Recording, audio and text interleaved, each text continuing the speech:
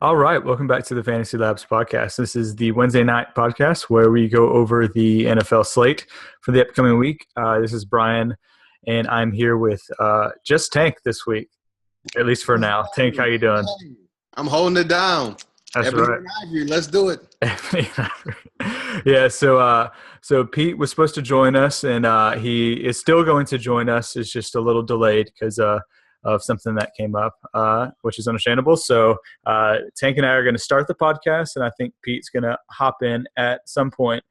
We don't know when he's hopping in, so it's a surprise for all of us. So that should be fun.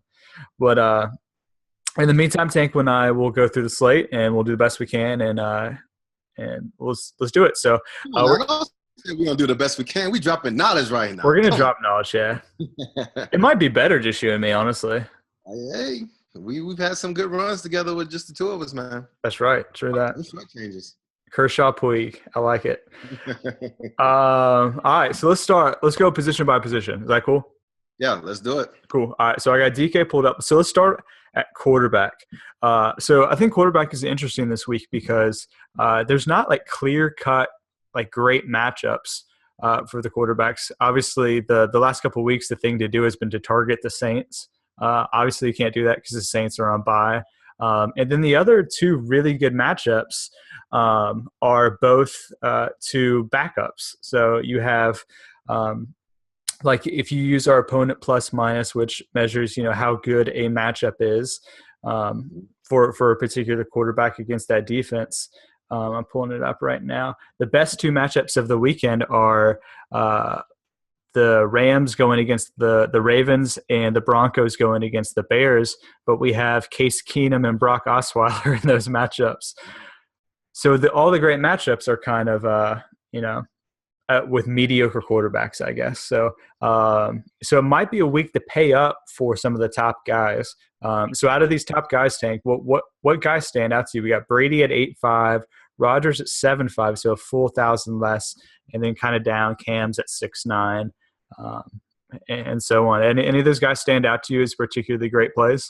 I mean, when I think about the top guys, Brady just sliced and diced the Bills earlier this season. I think he threw for like 4 tubs. Yeah. So I expect them to employ like a similar plan with them. I know Edelman's out, so that's going to hurt the pass game. He'll probably lean on Gronk a little bit more. Of course, Amendola steps in. You still have LaFell, who he's been targeting a lot more. So, I think it'll probably be a similar plan as before. They have that banged-up offensive line too. They may lean a little bit more on LeGarrette Blount, but, yeah. Brady this year, he's been the man in the red zone. He's been trying to target his wide receivers. So I think Amendola, Gronk get a lot of targets in the red zone, and Brady holds his value, even though, as you can see, he's priced 1,000 higher than the next quarterback. So, it's pricey if you're going for him, factoring in all the injuries they have as well. But, if you look at some of the other guys, I look at Aaron Rodgers and I'm like, damn, he has to get it together at some point, right? Even though Minnesota, they're tough. You look at Matty Ice, he has a great matchup against Indiana, but he can't get right either. So you have those two guys that are struggling. And then you have Rivers, who's been tossing it around. He's been the cash play king, straight cash homie all year, but then he has the injuries that he's dealing with Floyd out and then Keenan Allen out. So, I don't know, man. It's tough. I think if I have to go target someone, it's probably going to be Cam. Cam, yeah. Dance some more, do his thing, piss off a few more defenses, and then other than that, in that top range, it has to be Cam. What do you think? Yeah, Cam is the guy for me, honestly. I take that back. I really like Rodgers, actually. I know the Vikings are tough, but you're right. Like, he's still an elite quarterback. That hasn't changed. And he's struggled in the last couple of weeks, but I don't know if his ownership percentages are going to be down. And if so, that's obviously a great spot to target a guy when they're not playing so well and they're low owned. We know Aaron Rodgers is not just going to continue to suck for the rest of his career. Eventually he's going to have a crazy game where he goes off and wins you a tournament. And I don't think this is necessarily a really bad spot to predict that. But Cam is great. He's been over 20 points on DraftKings in the last several. games. And even though he hit value last week and had a good game, he actually dropped in price. He dropped from 7K to 6.9 and gets a Washington team that isn't super scary. They're about average against quarterbacks. So, yeah, I don't really understand why he dropped in price, but he obviously seems to be kind of the safe cash play if you're kind of looking at guys 7K or up. Yeah, and when I think about Rodgers too, I know he's played against that Minnesota defense in the past, and they're usually around the middle of the pack, have a good front line, secondary is kind of so similar how they are this year as well. And then the one key thing is that usually when they're playing in Minnesota, they would play indoors. And I remember Rodgers having a few really good games, like a few years in a row, just slicing the defense up, even though they were like a better defense in the league. But I'm interested to see if the weather will play a factor into it. I know they had a lot of wind for the Minnesota game a couple weeks ago. And interested to see how the weather is going to play into this matchup as well. Because, like, as you said, I mean, with everyone offered Rodgers probably having a lower ownership, this would be the time to get on him. And I would say if you do get on him, probably pair him with like a James Jones who had 0 catches last week. And I follow James Jones. And usually when he has an off week like that, Rodgers tries to come back to him and get him implemented in offense in a huge way. So we could talk about that later at the wide receivers, but that would be intriguing. Yeah, for sure. Yeah, I think there's a couple of stacking options you could go, but I do really like the James Jones ones as well. So kind of in that other 6K range, one guy that is interesting to me is Romo at 6K. What are your thoughts on him coming back? Is it something that you're worried about, him maybe kind of easing into things, or are you okay with using him in the tournament? I mean, honestly, I'd be okay with using him. I mean, there's always a risk of him re-injuring that collarbone when he comes back. I mean, but shit, any given Sunday, a quarterback can get injured, as we've seen throughout this year with all the injuries. And so, I really like Romo's matchup. I Yeah, think it's a Miami's great bad. matchup. Yeah, they're bad against the pass. And, I expect, I mean, and like I said with Big Ben, too, when he's coming off an injury, you almost want to wait a game before the quarterback kind of gets into the floor. And actually, there was an interview with Romo today where he was saying that, he's feeling fine and comfortable in practice, but it's just like the little situational things that he may be a little slow on. And so, I mean, I think that's one of the things that factors in where the quarterback may be a little bit off. So, I mean, I think he'll be a great play at 6,000, especially with that matchup, but don't expect the week 11 if he was never hurt, Tony Romo. This is going to be basically Tony Romo starting the season all over again. So you have to lower your expectations. Yeah, for sure. Yeah, I don't think he's safe enough to play in cash games, but I do think that there is upside there if you want to go in tournaments. Yeah, definitely turn. Yeah, and so another guy that I'm kind of interested in that range is Derek Carr. So his price is actually bumped up quite a bit. He's up at 6.3 now. He was down at 5.8 and 5.5 the last 2 weeks. So a pretty big price bump, but a fairly intriguing matchup. Well, I'm not sure how the matchup is, and that's kind of what I want to ask you. On paper, like the long-term stats say that this is a good matchup against the Lions, but last week they looked pretty good. So are you on Derek Carr, or do you think the Lions have some renewed energy coming off the bye and playing well last week? Yeah, I think it was one of those situations where they came off the bye, had a couple weeks to prepare for Green Bay, and Green Bay is also struggling as well. So it's like the perfect storm, and they end up coming out and playing a decent game and squeaking out a win. But, I mean, actually, I'm really high on Carr this week. I think this is a great matchup for him. It's a great matchup for a lot of their offensive players, whether it's him, Murray, Cooper, Crabtree. I mean, I think this could be one of those games where they're coming off a tough loss to a good Minnesota team that came in and beat them at home, and they want to get their season back on track since they're definitely in the AFC playoff hunt. So, I mean, whether it's a blowout, I don't know, but this could be one of those high-scoring games where actually it becomes a shootout, and that would be really good, as Peter says, fantasy goodness. Yeah, for sure. Yeah, I do think there's a lot of fantasy goodness here, and some potential to pair him with Crabtree, who's just killing it, or Cooper or whoever. But so we're kind of in the 5K range, and we'll finish up on quarterbacks. There's actually two guys that probably are the two favorite guys I'm going to target this week out of all the quarterbacks. One being Matt Stafford and the other one being Tyrod Taylor. So our models are actually really high on both of them.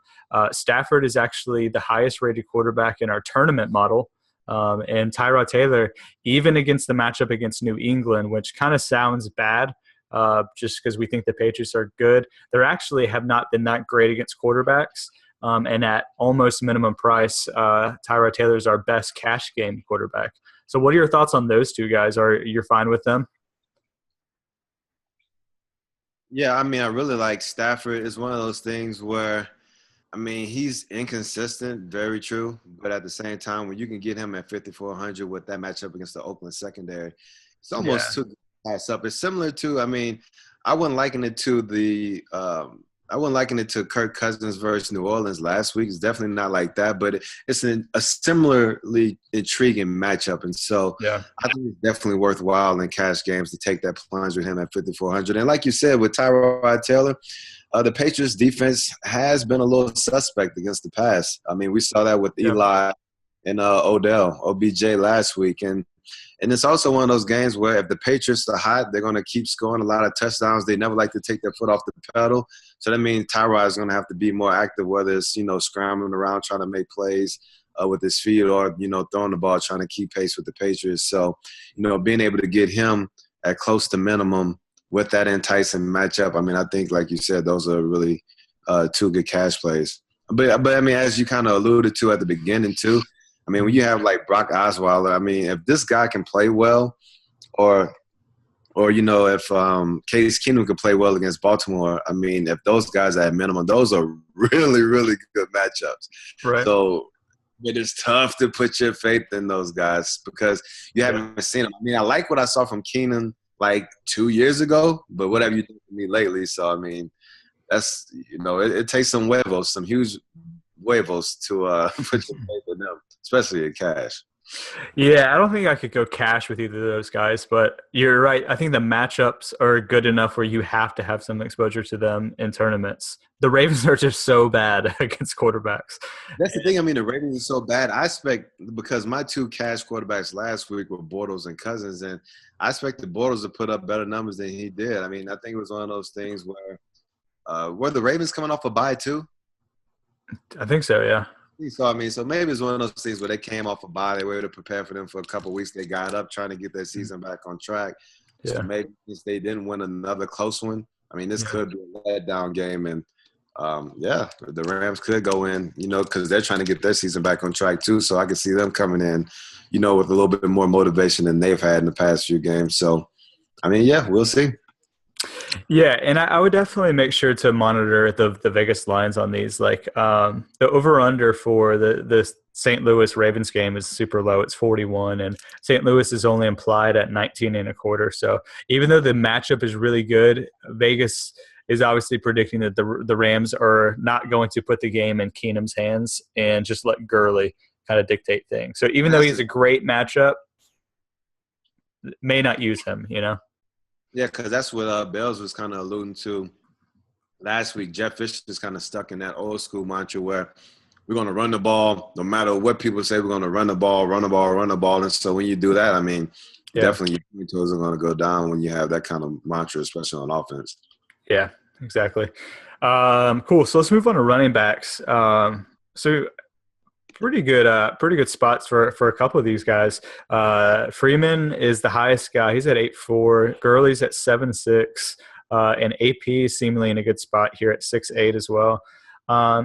There's the running back spot is actually fairly loaded with a lot of good plays. So out of these kind of top guys, I guess maybe 6K and up to Freeman at 8.4. Are any of those guys stand out as kind of must play cash options for you? I mean, I think when we were just talking about St. Louis and Baltimore having a young quarterback that's going to get his first start in a good matchup, I think St. Louis is going to lean heavily on Gurley. So you expect to have him have a lot of carries in the run game and then also have a lot of checkdowns in the pass game too. So that makes him intriguing. I mean, I really like Devontae's matchup against Indianapolis. And I think with Atlanta struggling the way they are, they want to get back to what they were doing when they were successful. And that's kind of using Devontae as like that kind of slash slot receiver running back threat. So I expect for him to have a lot of touches as well. So I like both of those guys. The game that Adrian Peterson came off of was just amazing. And He has another really good matchup against Green Bay, and actually he's had Yeah. some really good games in the past against Green Bay too. I mean, so you definitely like those top three guys. Then as you trickle on down, I mean, I think Marshawn Lynch is dealing with some injury stuff. And, I Hmm. mean, but that's a great matchup with the San Francisco 49ers because they play better at home than away, and they're playing in Seattle this week. So that can be intriguing. And then you go to Lamar Miller, where he's similarly involved in the pass and run offense, like Devontae Freeman. So, I mean, that's why I really like him as a play against that Dallas defense. And then even Chris Ivory, I mean, it may be Yeah. a tougher matchup. Seems like the Texans have been playing better ball the last couple of weeks. But it's similar to, it wasn't last week, but it may have been the week before where um, he, well, maybe I think it was Lamar Miller. Yeah, it was Lamar Miller when he played Buffalo. So we're kind of saying that too in regards to Chris Ivory. You may have a tough matchup, but you have to think about how he's utilized. And so he gets a lot of carries in the red zone and stuff like that. So he could come out with, minimal yards, like maybe 40 yards, but have 2 rushing touchdowns to still pay off for you. So Yeah. as we said, all of these guys look good in various ways. It's just making sure you pick the right one that's going to give you the most bang for your buck. Yeah. Yeah, definitely agree with that. And I think those top guys are fine. I think they're relatively safe. We mentioned that Gurley, they're probably going to lean heavy on the run. So I think there's a lot of safety there. But I think kind of the great part of the running back spot is in this middle range, in like the 55 to like 45 range. So we got some potentially really good plays. We got McFadden at 5K going against Miami, who's just been killing it, getting a ton of volume. So I think that he is intriguing and probably one of my favorite plays. We have him projected to outscore his implied salary by a ton. And then if you even go down to the mid 4K range, I think there's 2 really intriguing guys in Sharkandrick West, who for some reason is still $4,500. He had 31 fantasy points last week at $4,800, and then his salary dropped by $300. It makes no sense at all. And getting against With a the San best. Diego team, yeah, it makes no sense. And Jonathan Stewart right below him is a pretty good matchup against Washington as well. But yeah, I think Sharkandrick West and McFadden might be 2 of the best plays of the weekend just because of their volume and their price is ridiculously low. Yeah, I agree. And I think, and you know how it is. Darren McFadden, everyone was talking about him last week. He has an off game, so I expect a lot of folks to be off of him. And so that makes Yeah, him an even more intriguing play this week with a really good matchup against Miami. I always go back to that performance that the Washington running backs put up against Miami in the week 1 of the season. So that's always possible. Another guy that I really like also is LeGarrette Blount, yeah, just because the Patriots have been dealing with these other injuries, especially to their wide receivers now. And so, I mean, this could be a situation where they lean a little heavy on Blount. I mean, you may look at it as a bad matchup, but it's similar to that Chris Ivory thing we were just talking about before. You have to think about where he gets his touches, and he gets a lot of touches in the red zone. So, I mean, he could be an intriguing play. And then, like you said, there's no reason to kind of waste our breath on Sharkandrick. I mean, that's just an obvious cash play right there. And then yeah, also with Jonathan Stewart, what I've liked about Jonathan Stewart the past few weeks is that he's been getting more and more touches in the red zone because yeah, that's what you always worry about him. He gets his yardage, but I mean, Cam's always going to be a damn touchdown bolt. You just got to hope you don't have Stewart in the lineup when he's in Superman mode because then you just get royally screwed. yeah. But even still, his floor, like he's racking up yards so much that his floor is pretty safe, kind of regardless of the touchdowns. The touchdowns are nice if you get them, and obviously if you're going to play him in a tournament, then obviously you want those touchdowns. But I think that he's a safe cash game play because you're not really worried about the touchdowns, and he's going to get he's going to have a high rush yards per rush carry. He's going to have a solid game and not really hurt you. He's going to have double-digit points. So I think that he's definitely safe. And yeah, and Sharkandrick West is a guy that you start your cash games with him, Yeah. and And I then agree. then you When you're move. looking at guys like, so say, for example, like with Jonathan Stewart, like if you have a choice between a LeGarrette Blount, Sarkandrick West, or Jonathan Stewart, like how would you put those guys in your lineup, like in order? In the With tournament, LeGarrette Blount, Sarkandrick, and Stewart. Cash. And a cash. Yeah. Yeah, so I'd probably go West. Obviously, I think he's just the best cash game play of the entire weekend at any position. And then I would probably go. I'd probably go Stewart next, and then Blunt next. Mm. Yeah, I'm less. I feel less safe about what the game script is going to look like for the Patriots. Just not only because Edelman's out, but I just don't know what it's going to look like next week. I think that he's obviously a pretty good, safe play. I guess I just trust the volume a little bit more for Stewart. Maybe I'm wrong there though. Yeah, but no, I agree with you just from the standpoint where, I mean, I would probably play Blunt second and Stewart third.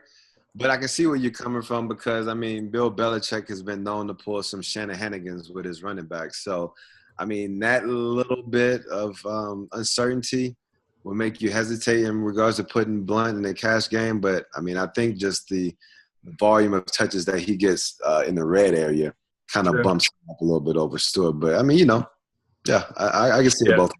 Yeah, I mean, I think in tournaments, Blunt would be my favorite of the three. But in cash, I think it would be the reverse. But I think a couple other plays that we have to touch on too are probably like Ronnie Hillman yeah, going to Chicago, and then also Andre Ellington kind of yeah. trying to wiggle his way back into the role in Arizona too. I mean, I think those could be some really intriguing tournament plays for sure. Yeah, so what do you think about the Arizona backfield? I mean, yeah, Ellington's only 37 on DraftKings. Yeah, I mean, it seems like every time he touches the ball, I mean, the two plays that jump in my mind, the play against Detroit and then last week where, he's pulling off these long touchdowns, to kind of help the team win the game. And so I think he's definitely, showing that he deserves more carries and touches. And I think Arians will likely give it to him. I'm not sure if he's just going to become the bell cow overnight, but I think he'll definitely get more touches than he's seen the past few weeks. And I'm sure that, especially with good matchups, he'll continue to justify those touches as well. Yeah, definitely. So there's two more guys I want to hit on before we move to wide receivers. One is Matt Jones at 4K. Had a great game. I don't know if you got a chance to see him. Our models actually had him pretty high last week, and they confused me, so I didn't play as much of him as I probably should have. But did you get a chance to see him at all, and what were your thoughts on him? Yeah, I did. I had some exposure to him. I mean, it was one of those things where, Alfred looked really good running the ball, and then Matt Jones, I mean, phenomenal in the pass game. Yeah. Actually, on that one screen pass that he caught, I mean, he could have just easily hit his head on the goalpost. There was nothing in front of him. Besides Brandon Brown going and taking out a lineman instead of going to make the tackle, which is one of the boneheadest plays I've seen all damn year. But, I mean, he definitely looks good in space, good catching the ball. I mean, he's shown what he could do running the ball too. The only thing is that, I mean, he's in one of those damn committees, and so you never know the amount of touches he's going to get. And, I mean, he definitely should be getting the lion's share of the carries over Alfred Morris. But, yeah, I mean, Alfred's still there and doing his thing. He's going to continue to be backfield by committee, which definitely puts the top on the Yeah, agreed. I think that his talent showing through and obviously showed through last week, but not enough to really put me in cash game consideration, but potentially worth it in tournaments if you kind of want to go back to the well. And then the last guy that I want to touch on before we move to wide receivers is Antonio Andrews for the Titans. And I only want to touch on him, not because I super love him. He obviously had a bad game last week, and by bad I mean really bad. He had 0.8 DraftKings points. He had 8 yards on 11 rushes. But he's facing the Jaguars, which is by far kind of the best matchup of the weekend in terms of opponent plus minus. So I think it would be remiss to not even mention him as maybe a possibility weird contrarian play at 37. Yeah, I mean, because I like what I saw from him in the New Orleans game, so I was actually kind of high on him going into the game last week. And like you said, I mean, he had 11 catches for 8 yards, and then McCluster's the one who shows the flashes, hidden seams, and he got the touchdowns. So I'm not sure if that's going to dictate how the carries are divided this week. I mean, you could see a little bit more McCluster than Andrews, which could dampen his production this week. So I don't know. I mean, it's definitely intriguing, and that's why you want it because it's GPPs. But I'm not sure how his production last week is going to end up affecting his carries this week. Yeah, me either. And so I don't think, he's definitely not cash game at all, but you could potentially, maybe look for a regression and get him in a GPP, and maybe he goes off because of the matchup. But maybe something to look at. And they also talking about Cobbin too, so we have to factor that in as well. Oh yeah, good point. Okay, gotcha. Okay, so let's move on to the wide receivers and start at the top. So the highest guy is Julio at 9.3. And then we got DeAndre at 8.8. Then Dez at 7.7. And he's an interesting guy because so last time Romo played, Dez was 8.7. And now Dez is 7.7 because he's come down because he has been playing with Matt Castle and just not a good offense, but potentially a spot to get that pairing at a cheaper rate. You got AJ at 7.7, Demarius at 7.3, but you got Osweiler there.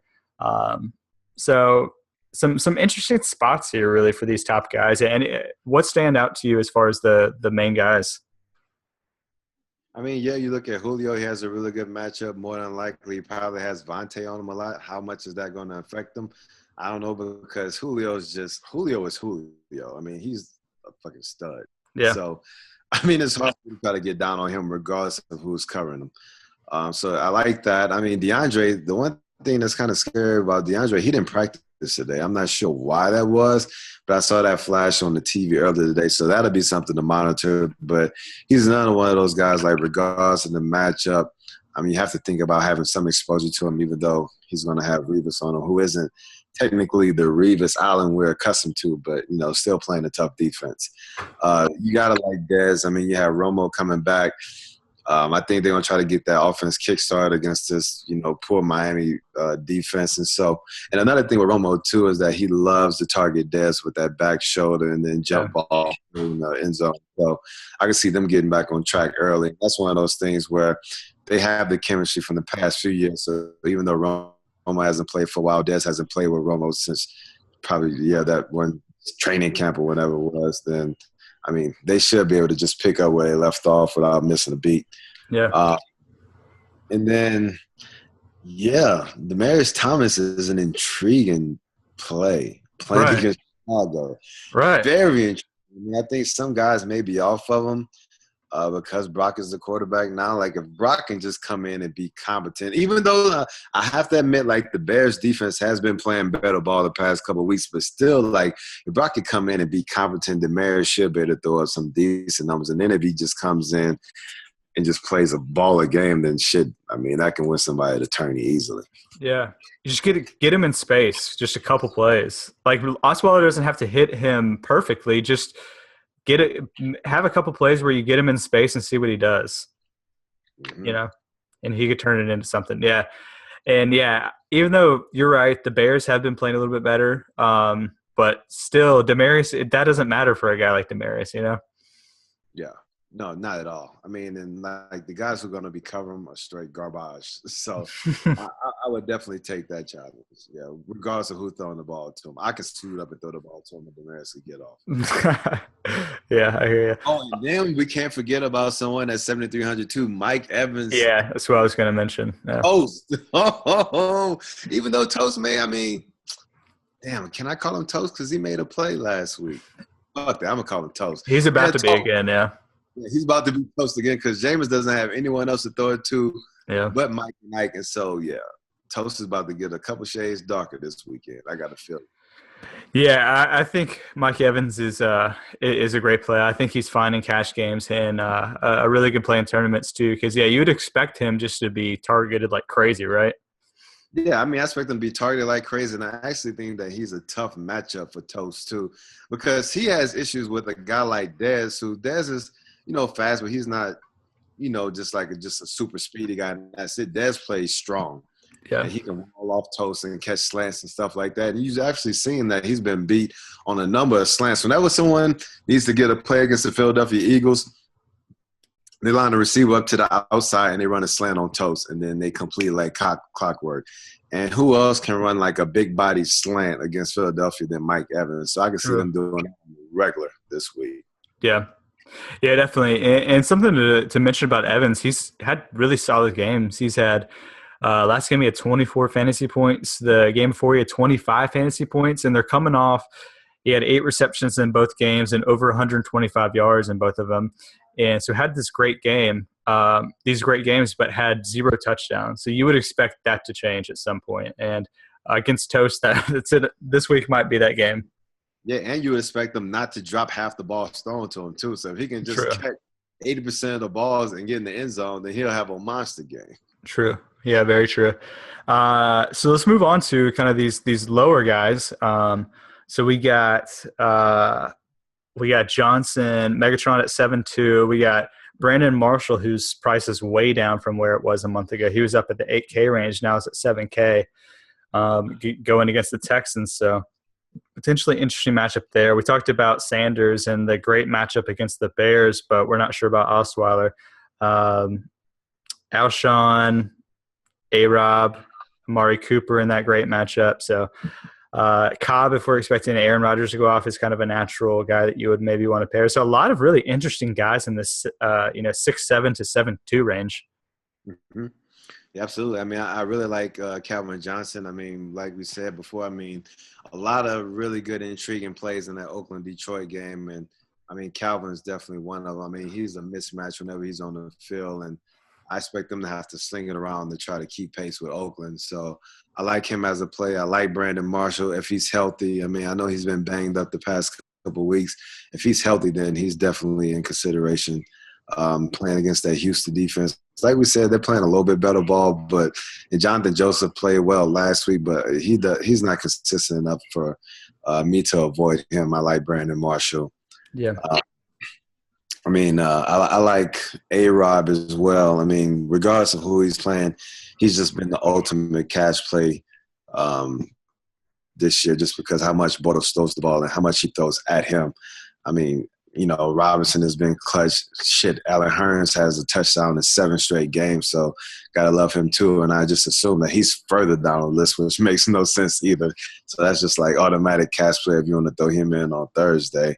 Yeah. Like you said, I mean, you have Amari Cooper, you have Randall Cobb. Cooper's in a better matchup, but Cobb is probably going to be Rodgers' go-to guys. They try to get back on track.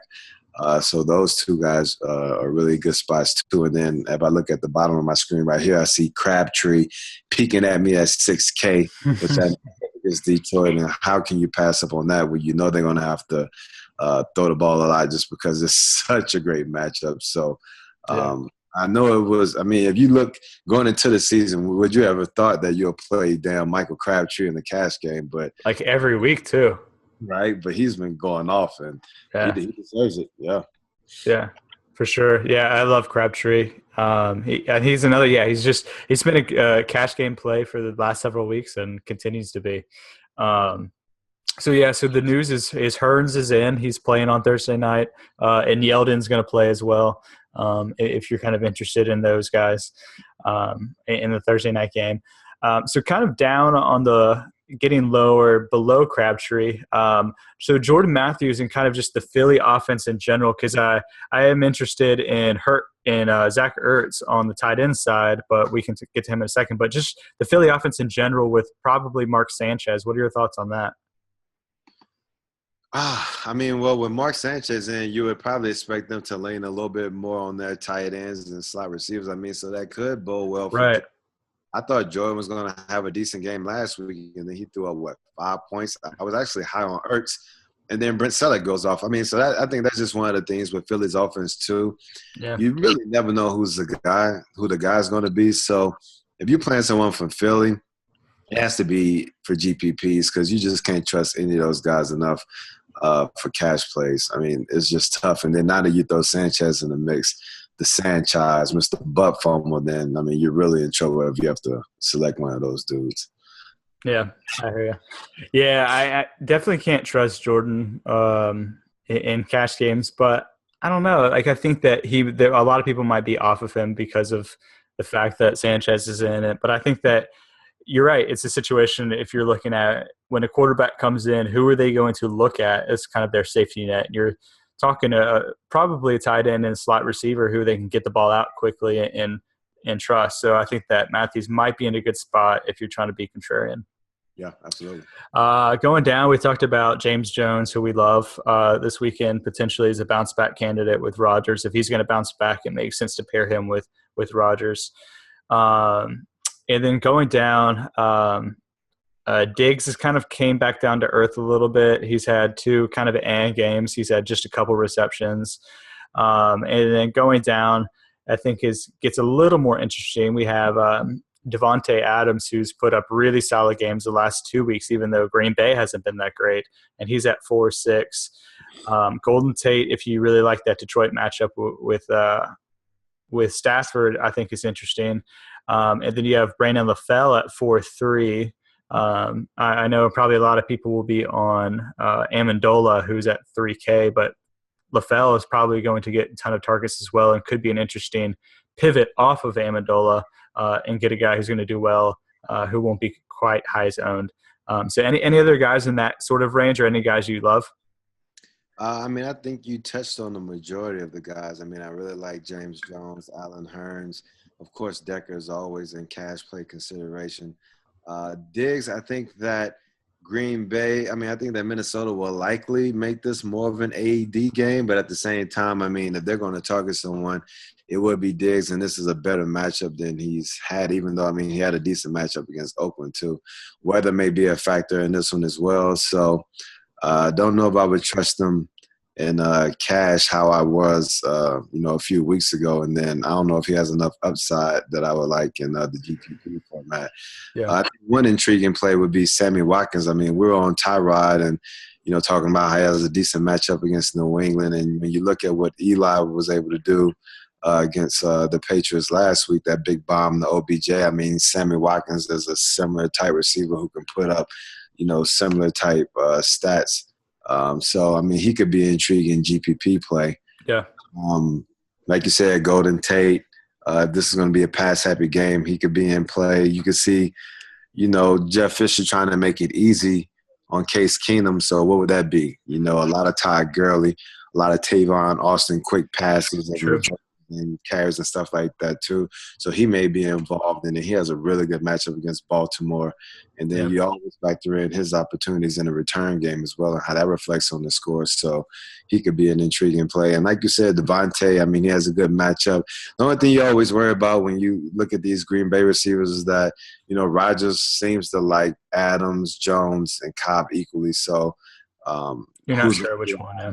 Off. And so that's all you worry about. But I really like what you're kind of alluding to with LaFell. I probably like LaFell a little bit more than Amendola this week. I know Amendola is going to be that guy that's, getting the little short targets in the slot and stuff like that. I mean, his value definitely goes up. But as we saw the past couple of weeks, Tommy Boy has been targeting LaFell more in the red zone. I mean, that interception that he threw, he was trying to throw a slant to LaFell. So, I mean, I was so mad when he threw that. Yeah. Yeah, I had some of the fill going last week too, so yeah, I'm definitely with him like you are. Absolutely. Yeah, I like LaFell a lot too. And I do think. So sorry, I said Amendola was at minimum price. He's actually at 4K, which kind of makes me even like LaFell even more, just because they're pretty similar in price.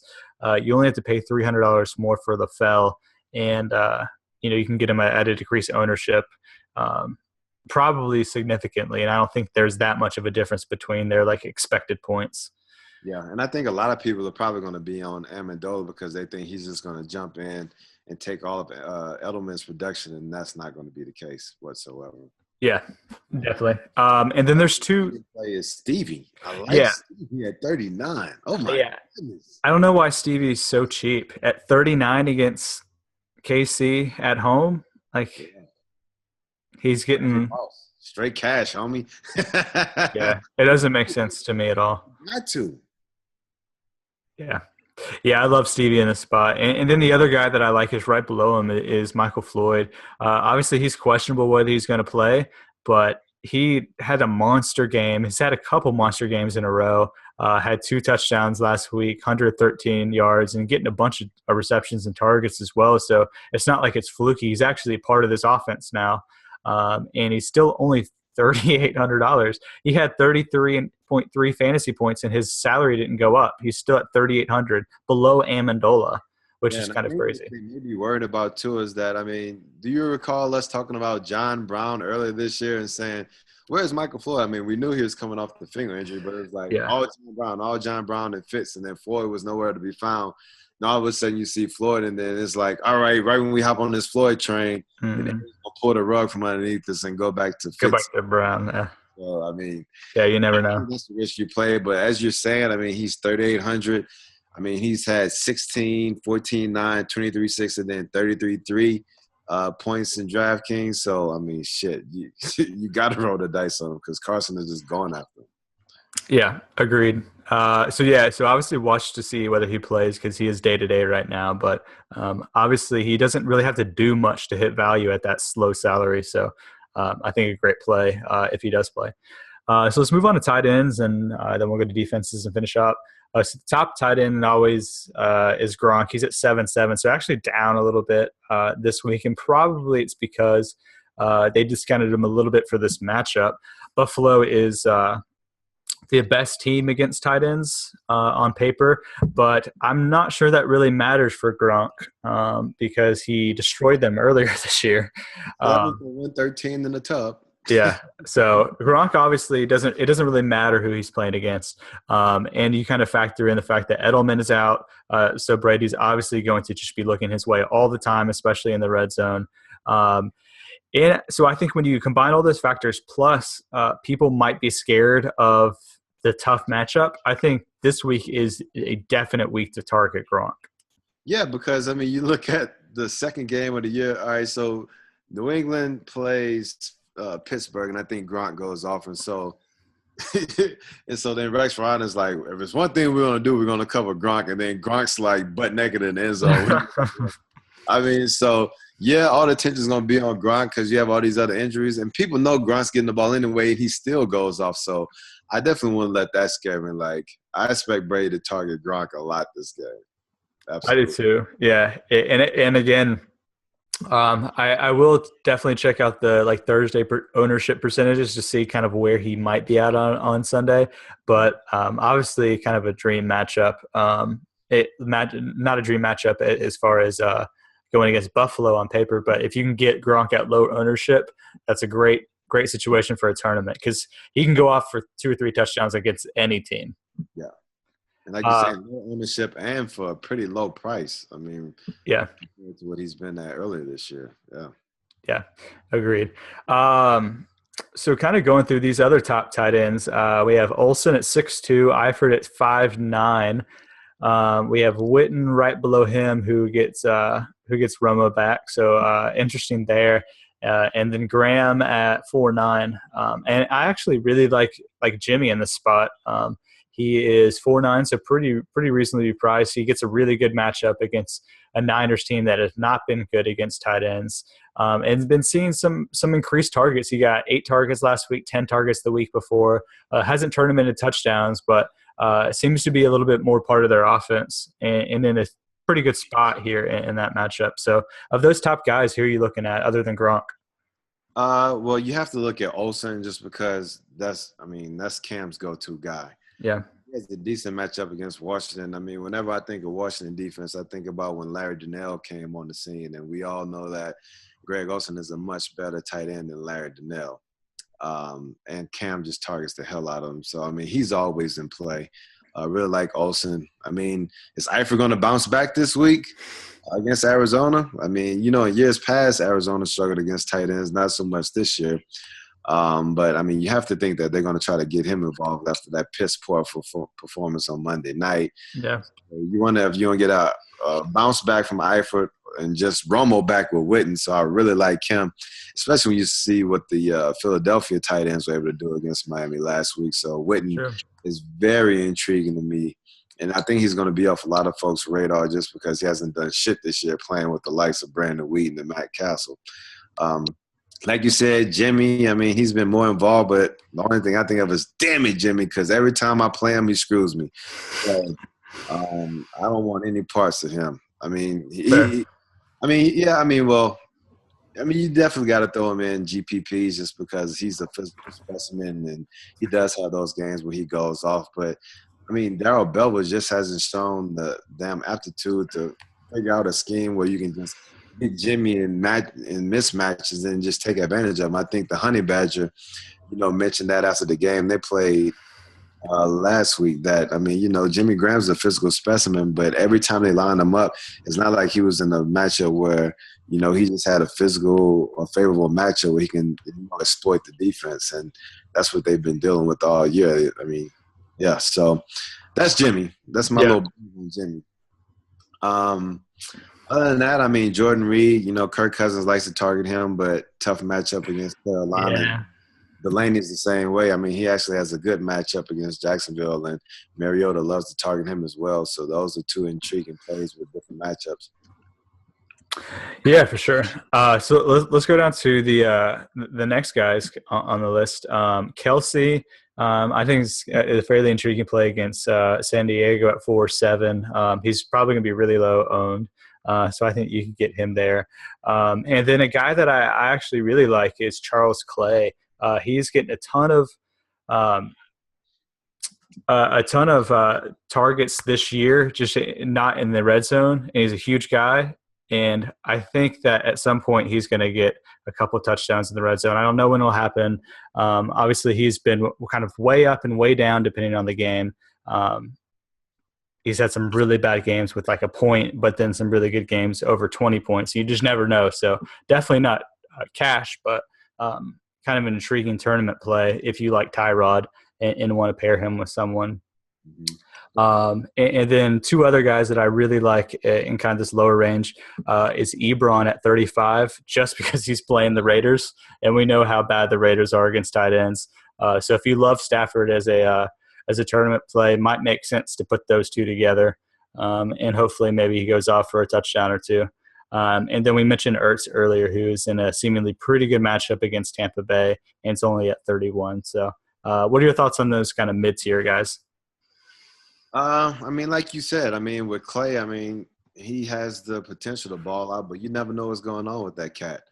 And, I like Martellus Bennett coming into the season, but it seems like it's Miller time now. They're trying to replace him with the other tight end, so he hasn't really been getting a lot of looks. I don't really get why Kelsey isn't, putting up better points because he's a physical beast. I just Yeah. don't get that. I mean, that just blows my mind. Like Jacob Tammy seems like he's been getting more and more involved in the offense, but he's kind of like that chick at the club that you meet. She looks all right, and you like, man, she's cool.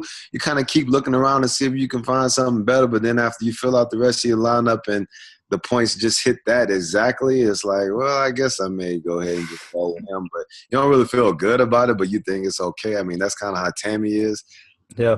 Like you said, I mean, I really like Ebron. I mean, I like Crockett Gilmore too, just because after Steve Smith left, all he has to throw to is really Kamar Aiken. Forsett really hasn't been doing anything, and he's been targeting his tight ends a lot. So, I think Crockett is intriguing. Ertz, and then somebody like way down the list, especially with like the short week, is Anthony Fasano, who's been pretty involved in that Tennessee offense, and you never know when he's going to get a few catches for a couple of touchdowns. I think he had that earlier this year, and he's right at 2,500. So if you really want to save and use the guy who's fairly integrated into the offense, I mean, he could be an intriguing play too. Yeah, for sure. Yeah, and I think just the pricing of tight ends and how many good values there, I think that it makes a lot of sense. We've been talking about you can go two tight ends and put tight end in the flex.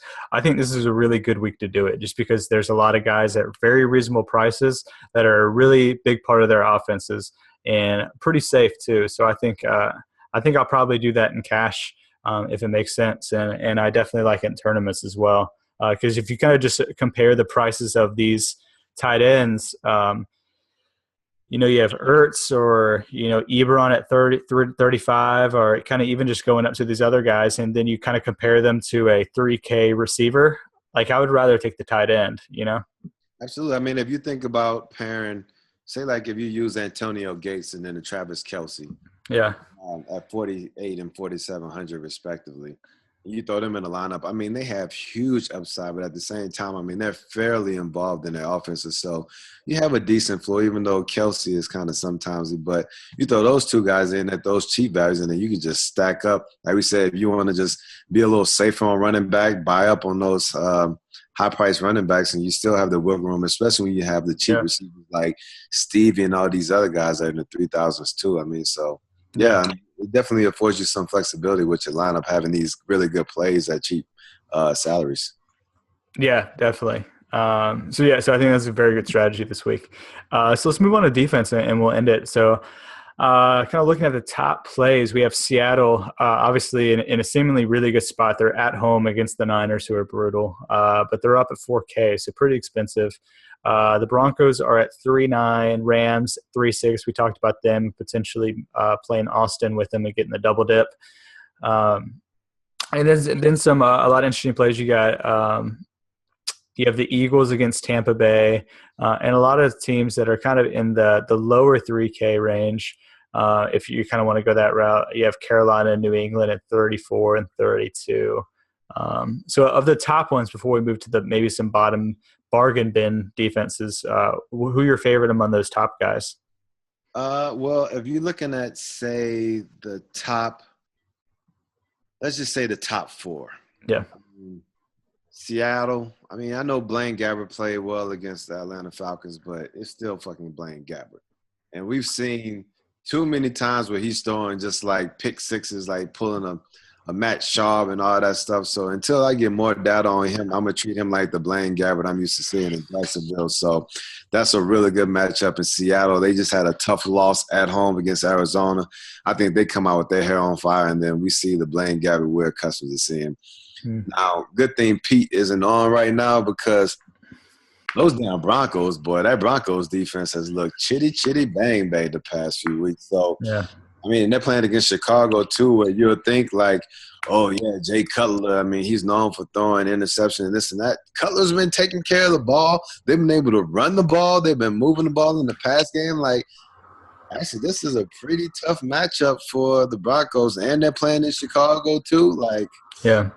I don't know. I mean, I would stay away from that one. I know Pete always liked to throw a little, Broncos in his lineup, but I don't know if he's feeling that bright orange this week. At least I know I wouldn't be. Yeah. Like we talked about the Rams, definitely intriguing matchup. And then the Cardinals, I mean, they've been playing good ball. They're going to Cincinnati, who plays like shit every time they're on prime time. But at the same time, they have all the weapons that you just have to respect their gangsters. So if I'm going to pick anyone out of these top four, I'm going to just go ahead, either pay up for the Seahawks or go with the matchup with the Rams against Baltimore, expecting a letdown of epic proportions. Yeah, I definitely agree with that. And kind of the mid-range, I like Philly a lot here against Tampa Bay. But if we're kind of going down to the lower range, so obviously, we started off the pod talking about the fact that we have some questionable quarterbacks this week. So obviously that it may be a potential to target some defenses. So, you have the Bears going against Osweiler at minimum price $2,000. Like any of these kind of lower end matchups, maybe against the bad quarterbacks that are taking over, interest you? I'll be quick with this. Yeah, I'll go down from the Panthers at 3,400. I think Captain Kirk comes back down to earth, and it's going to be all because of that Panthers defense. I really like them this week. I like New England against Buffalo. I mean, I know that their defense is a little suspect at times, but coming off a close game in New York, they're going to be playing at home, playing against Rex. I can see them possibly having a bounce-back game, and if not, trying to make up the points maybe with the special teams play. Philadelphia, really like them. You already touched on them. I think New York is intriguing in Houston just because Houston, they're coming off this big win in Cincinnati, probably a little inflated right now, and then the Jets are coming off a tough loss. I mean, they could go down to Houston and spank that ass. So, I mean, I think that's an intriguing matchup. The Jags always play tough in prime time at home.